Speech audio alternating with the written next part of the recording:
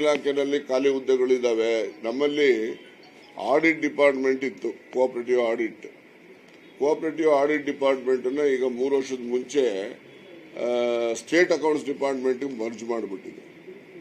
State ಅಕೌಂಟ್ಸ್ಗೆ merge ಮಾಡಿದ್ರಿಂದ ನಮ್ಮಲ್ಲೆಲ್ಲ ಆಡಿಟ್ ರಿಪೋರ್ಟ್ಸ್ಗಳು ಎಲ್ಲ ಚಾರ್ಟೆಡ್ ಅಕೌಂಟೆಂಟ್ಗಳ ಕಡೆಯಿಂದ ಮಾಡಿಸ್ತಾ ಇದ್ರು.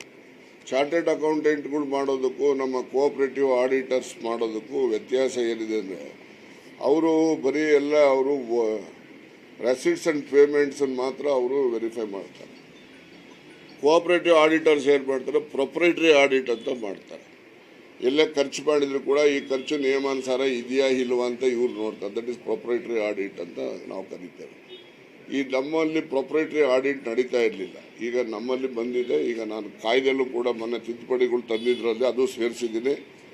3 ವರ್ಷದಲ್ಲಿ 1 ವರ್ಷನಾದರೂ ಕೂಡ ಸಹಕಾರಿ ಇಲಾಖೆ ಕೋಆಪರೇಟಿವ್ ಆಡಿಟ್ ಡಿಪಾರ್ಟ್ಮೆಂಟಿಂದ ಆಡಿಟ್ ಮಾಡಿಸ್ಬೇಕು ಅಂತ ಹೇಳಿ ಆ ನಿಯಮನೂ ಕೂಡ ತಿದ್ದುಪಡಿ ಮಾಡಿದ್ದೇನೆ. ಅದರಿಂದ ಮುಂದಿನ ದಿನಗಳಲ್ಲಿ ಹೆಚ್ಚಿನ ಸಂಖ್ಯೆ ಅಧಿಕಾರಿಗಳು ಆಡಿಟ್ ಮಾಡಲಿಕ್ಕೆ ಬೇಕಾಗ್ತದೆ. ಸುಮಾರು ಒಂದು 400 ಜನ ಆಡಿಟರ್ಸ್ನ ನೇಮಕಾತಿ ಮಾಡಬೇಕು ಅಂತೇಳಿ ನಾವು ಸಂಬಂಧಪಟ್ಟಂಥ ಫೈನಾನ್ಸ್ ಡಿಪಾರ್ಟ್ಮೆಂಟ್ಗೆ ಈಗಾಗಲೇ ಮನವಿನೂ ಕೂಡ ಕೊಡುವಂಥ ಪ್ರಯತ್ನ ಮಾಡ್ತೇವೆ. ಇನ್ನೂ ಹೆಚ್ಚು ಜನ ನೇಮಕಾತಿ ಮಾಡ್ತೇವೆ.